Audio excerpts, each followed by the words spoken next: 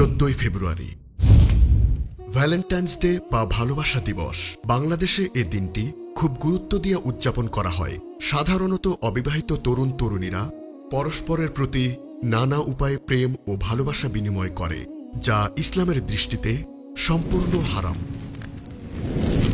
এদিনে অসংখ্য মানুষ অবৈধ প্রেম ভালোবাসা বিনিময়ের মধ্য দিয়ে প্রথমবারের মতো পাপের জগতে প্রবেশ করে, আর এভাবেই শুরু হয় তাদের নির্মল জীবনের কলঙ্কিত অধ্যায়। ভালোবাসা দিবস কথাটি শ্রুতিমধুর হলেও এর পেছনের ইতিহাস শ্রুতিকটু। এতে লুকিয়ে আছে অজস্র তিক্ত বাস্তবতা, যা জানলে কোনো মুসলমান হয়তো এ দিবসটি আর পালন করবে না। উইকিপিডিয়া বলছে, 269 সালে ইটালির রোম নগরীতে সেন্ট ভ্যালেন্টাইন নামে একজন ব্যক্তি ছিলেন। পেশায় তিনি খ্রিস্ট ধর্মীয় পাদ্রী ও চিকিৎসক ছিলেন।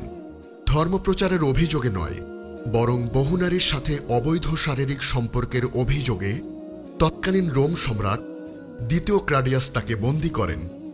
বন্দী অবস্থায় তিনি জনৈক কারারক্ষীর মেয়েকে চিকিৎসার মাধ্যমে সুস্থ করে তোলেন। লোমহর্ষক কথা হল, সেই অন্ধ মেয়ের সাথেও তিনি অবৈধ সম্পর্ক গড়ে তোলেন।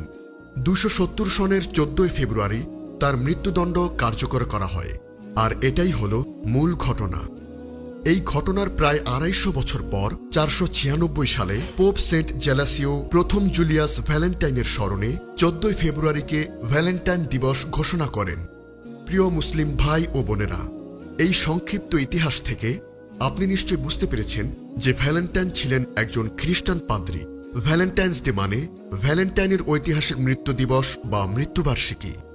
বহির্বিশ্বে 14 ফেব্রুয়ারিকে খ্রিস্টান ধর্মের অনুসারীরা এভাবেই স্মরণ করেন।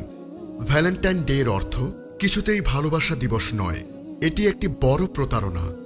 আপনি জেনে অবাক হবেন যে বহু দেশে খ্রিস্টীয় এই ভ্যালেন্টাইন দিবস উদযাপন রাষ্ট্রীয়ভাবে নিষিদ্ধ ঘোষণা করা হয়েছে।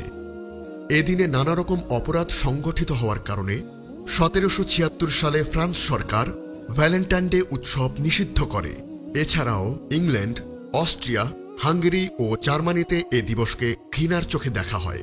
2017 সালে পাকিস্তানও ভ্যালেন্টাইন উৎসব নিষিদ্ধ করে।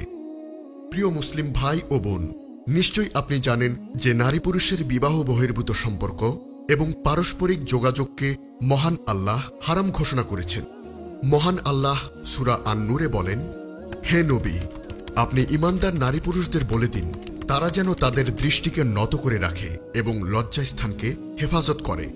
সেই সাথে ইহুদি, খ্রিস্টান ও বিজাতীয় সংস্কৃতি অনুসরণেও ইসলামে কঠোরভাবে নিষিদ্ধ। মহান আল্লাহ সতর্ক করে বলেন, ইহুদি খ্রিস্টানরা তোমাকে পছন্দ করবে না যতক্ষণ না তুমি তাদের ধর্ম মেনে চলবে। রাসূল সাল্লাল্লাহু আলাইহি ওয়াসাল্লাম বলেন, তোমরা কাজকর্মে ইহুদি খ্রিস্টানদের বিরুদ্ধাচারণ করো।